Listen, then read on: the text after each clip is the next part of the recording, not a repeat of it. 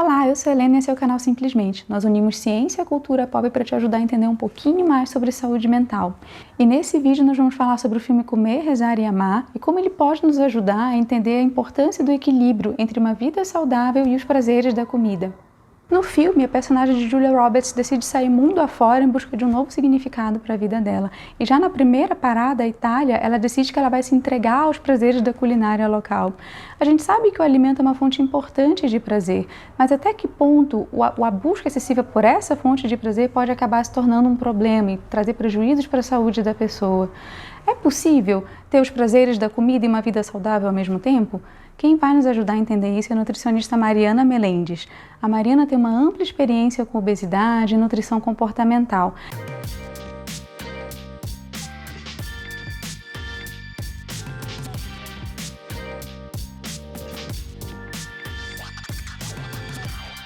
Então, Mari, a nossa ideia é conversar um pouquinho sobre o filme Comer, Rezar e Amar. E eu acho que a gente está vivendo um contexto agora que é bem interessante, que eu acho que a gente pode explorar muito algumas coisas do filme, porque em razão de estar todo mundo, né, enclausurado dentro de casa, essa questão do isolamento, a gente tá sendo um momento de repensar muitas coisas da vida, muitas prioridades, o que é realmente importante, o que não é, até as questões dos relacionamentos, né, a gente está questionando quem realmente é amigo, quem não é, quem a gente quer próximo, quem a gente não quer. E aí dentro disso, no filme ela passa por esse momento também, né, dela tá querendo buscar novas experiências, querendo se redescobrir. E é interessante que já na primeira parte do filme ela descobre a questão da comida, né? Ela sempre se privou muito, sempre tinha que ser extremamente, né, comida super regrada, tinha que ser muito, muito magra. E aquele momento ela chega ali na Itália, ela quer saber de comer, de sentir os prazeres da comida. Assim. Como é que a nutrição vê isso? A gente, por muito tempo, simplesmente ignorou essa ideia de que a nutrição era também um aspecto comportamental importante, que a gente tinha que avaliar, na verdade, essa parte comportamental.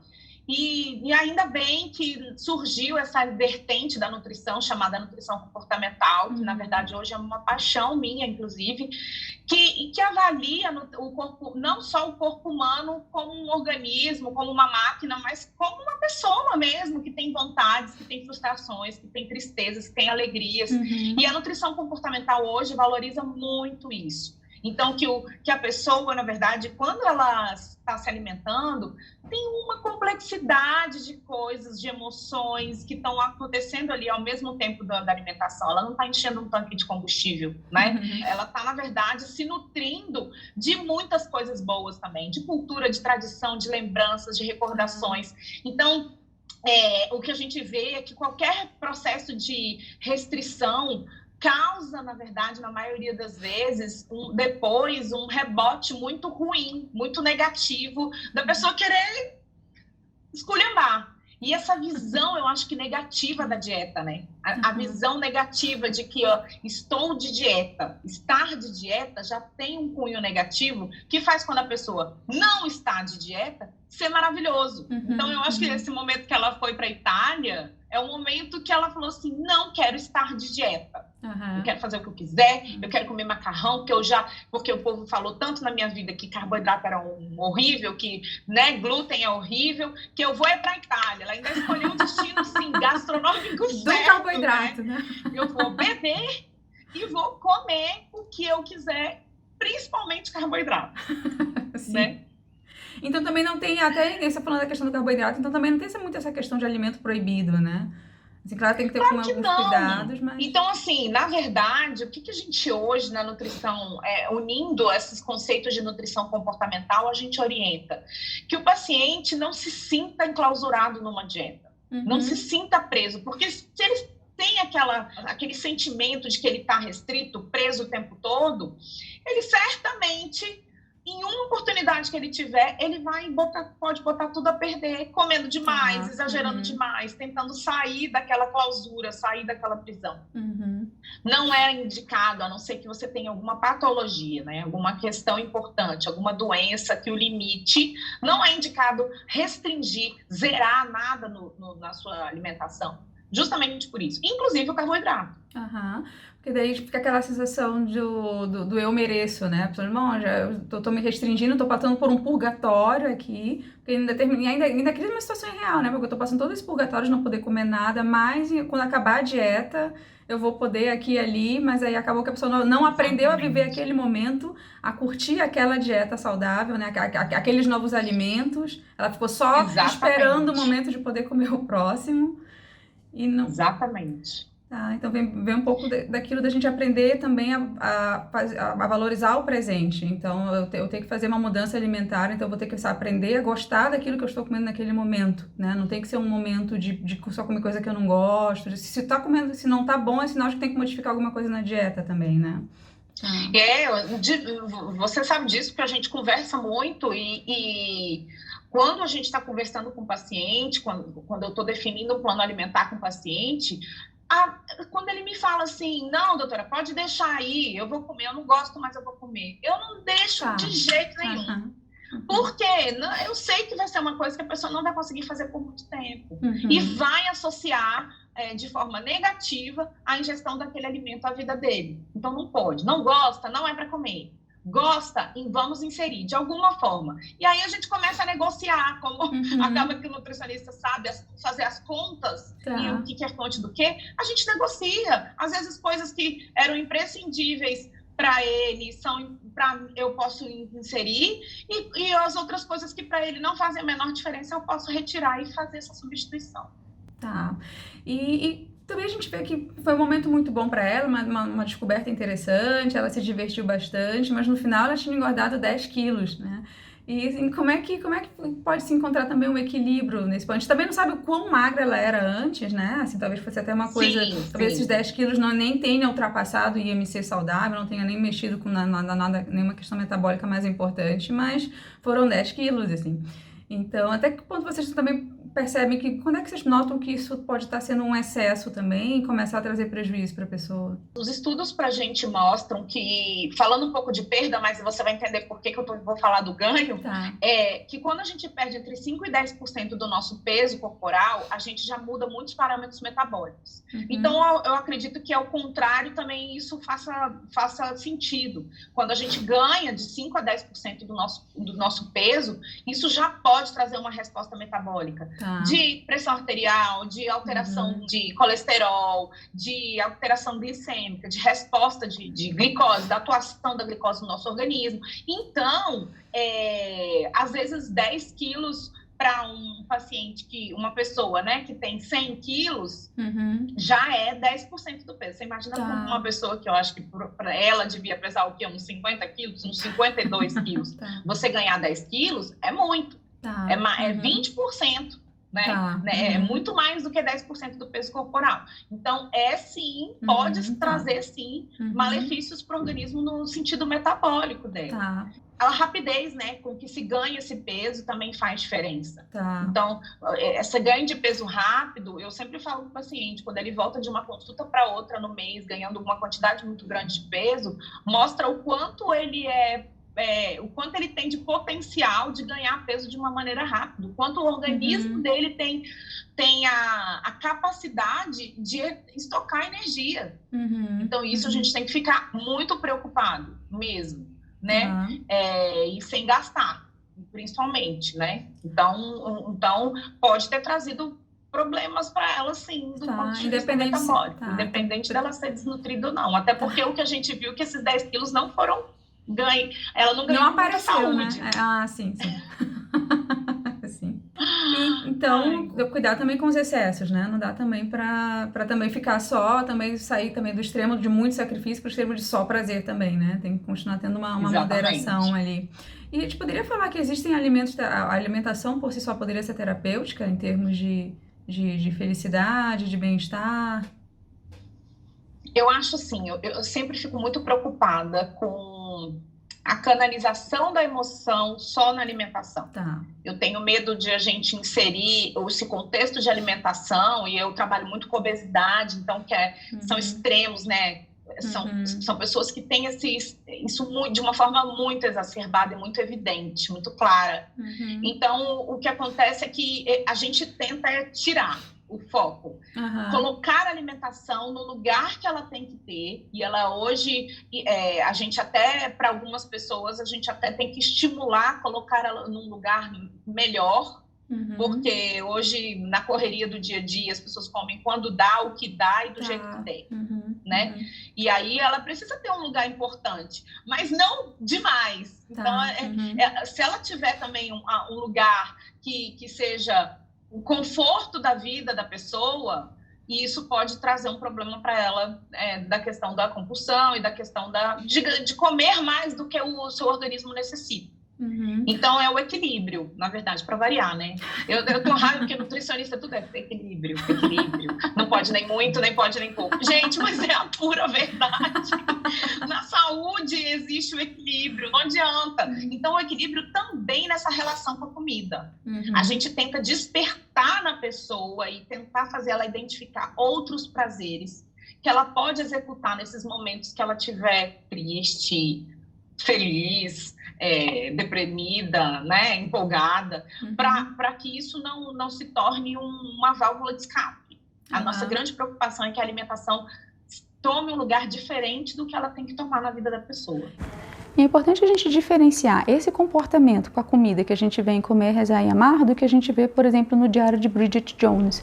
Nesse filme fica bem mais clara essa reação rebote que a Mariana falou. Ela passa por alguns momentos de tentar não comer nada, depois momentos que ela se descontrola e come muito.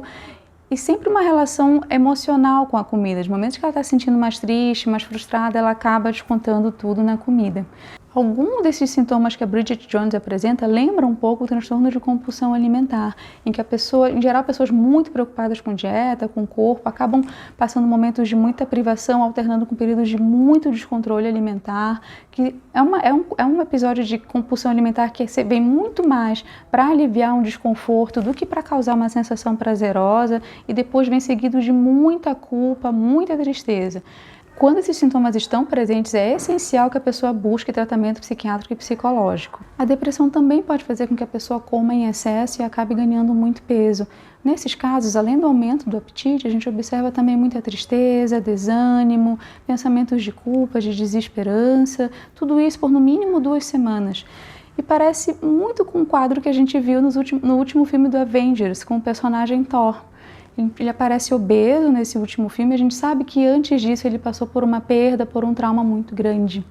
Nesses casos, também é essencial que a pessoa passe por um tratamento psiquiátrico e psicológico.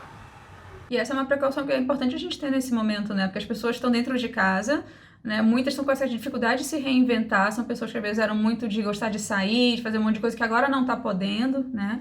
E aí, bom, agora que eu não tenho isso, então o que é que eu vou ter? Bom, então tem ali, né, o delivery, né? Posso pedir um chocolate, posso pedir um doce, Helena, eu posso dar a minha experiência pessoal. Eu tenho 40 anos de idade. Eu nunca precisei, na minha vida, cozinhar para mim. Eu nunca vivi o que eu estou vivendo agora. De eu mesmo pensar e me planejar. Planejamento do que eu vou comer, claro que eu planejo.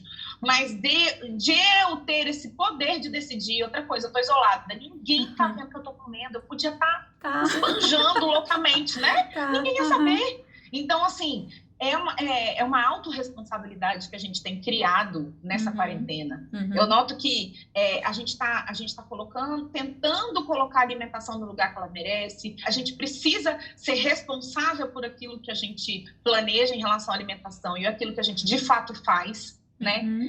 E é isso que eu te digo, na verdade eu não tive nem que me reinventar, eu tive que me inventar, porque eu nunca precisei fazer isso na minha vida. E eu tô tendo uma experiência fantástica, fantástica. É o assim, Corona Miracle, né? É o desafio que você colocou, o Corona Miracle. Corona Miracle! Total. Eu não morro de fome. É a primeira vez na minha vida que eu tô vendo que eu morro de fome. Se eu precisar cozinhar para mim, se eu precisar me planejar, se eu precisar fazer meu supermercado, se eu precisar, né? Já tive episódios aqui, eu tentei começar a fazer uma dieta, inclusive, de FODMAP, porque meu intestino estava precisando, eu tinha notado isso. E como é fácil a gente se sabotar, como é fácil a gente cair em tentação mesmo, né? E isso é do ser humano. Que bom que a gente tem essa relação com a comida, que às vezes a gente cai, mas aí daqui a pouco a gente volta para o planejamento. Não é só na alimentação, né? A gente tem isso em vários aspectos da nossa vida. E você falou uma coisa interessante, isso de preparar a alimentação. Tu achas que isso ajuda num processo de comer mais consciente? Pode você estar mais envolvido ali com o alimento, de ter que selecionar, de ter que planejar, de ter... A gente incentiva muito isso, né? E isso ficou muito perdido ao longo dos anos. E agora a gente está tendo a oportunidade de resgatar essa questão de você preparar, você planejar. A gente faz isso muito com crianças obesas, né? Crianças que têm obesidade, dela participar do momento da alimentação. Crianças, adolescentes, enfim, mas é porque é uma forma mais lúdica, né, da pessoa entender que ela fazendo parte daquilo, ela já está entrando no processo de se alimentar. Então, isso é importante. Quando você pega na geladeira os ingredientes, prepara. Na verdade, quando você faz a compra no supermercado, você já está no processo da alimentação, no prazer, desenvolvendo, iniciando aquele prazer de se alimentar. Então, com certeza, a gente precisa estimular isso. E foi interessante, juntando agora um pouquinho com algumas coisas do filme, né? Porque a gente estava falando um pouquinho no início, eu estava explicando que é importante que a comida não tenha um papel muito central, né? É importante isso de você participar mais conscientemente do processo de alimentar, desde a escolha dos ingredientes, né? E da preparação da comida. Mas isso é diferente também da comida ser ela só a única fonte de prazer. Né? Então, o fato de preparar um alimento já é uma diversão, já é algo que pode ser prazeroso. Então, é um prazer que está vinculado com a comida, mas não necessariamente com a ingestão da comida, né? Isso, é todo o processo, né? Tá. E a questão também que isso eu acho que o filme mostra bem, assim, que até aparece, mas não é muito comum a gente ver ela comendo sozinha, assim, nesse momento, né, da Itália, assim, dela tá buscando o prazer da comida. A comida, ela vem junto com jantares com os amigos, também da questão cultural que você falou, né, dela tá comendo pratos que são regionais. Então, ainda que a comida, ela parece, se a gente olha muito superficialmente, parece que a comida é o que tem de mais importante ali, mas não é. Né? Tem toda a questão do contexto do país, tem a questão dos amigos, do ambiente que ela tem o vinho, né? Ela toma sempre vinho também. Então, tem todo o charme, né? Que envolve não só a caloria que ela está ingerindo, né? E vocês, quando é que acende um alerta para vocês de que a alimentação pode esse uso da alimentação, o alimento pode estar sendo um patológico, assim, né? Pode estar indo mais naquela direção do comer emocional, que é a pessoa comer para suprir alguma carência, tristeza? A gente tem algumas ferramentas mesmo para isso. Então, hoje a gente tem alguns questionários, principalmente o questionário de transtorno de compulsão alimentar, que a gente, quando tem alguma suspeita, na anamnese mesmo, na conversa com o paciente, e quando eu treino meus residentes, estagiários, eu sempre falo muito disso, meus alunos de pós-graduação, gaste tempo com a anamnese alimentar. Faça um recordatório de 24 horas muito bem feito, de preferência faz 2 vezes. Fala para ele primeiro escrever lá na recepção enquanto ele está te esperando no consultório, depois você vai fazer de novo e tentar contestar as 2 coisas. Nunca, Helena, nunca é a mesma coisa. Nunca, quando aquilo que o paciente escreve que ele comeu, quando eu chego no consultório e faço de novo, nunca bate. Então, assim, por quê? Justamente porque a gente tem falhas, o nosso cérebro acaba selecionando aquilo que ele quer falar, né? E aí existe essa subnotificação mesmo do que a gente ingere. Então, a gente, além de fazer o recordatório, o registro, utilizar esses instrumentos, que são alguns questionários que a gente consegue fazer o paciente preencher, tem pontuações, que já são validados e mostram pra gente, já dão uma luz pra gente, se o paciente tem essa relação deturpada, né, com a comida, é gastar tempo perguntando. E, na verdade, isso é no feeling, né? Quando a gente conversa com a pessoa, a gente consegue avaliar se no dia a dia ela tem ela descarrega alguma coisa na comida ou não. E o registro, o monitoramento, o automonitoramento é fantástico. Quando a gente dá um caderninho ou um aplicativo para o paciente escrever aquilo que ele está comendo, e ele precisa também escrever em que contexto que ele estava naquele momento que ele estava comendo. Ele estava ansioso, ele estava triste, ele estava trabalhando, ele estava estressado, ele estava na quarentena.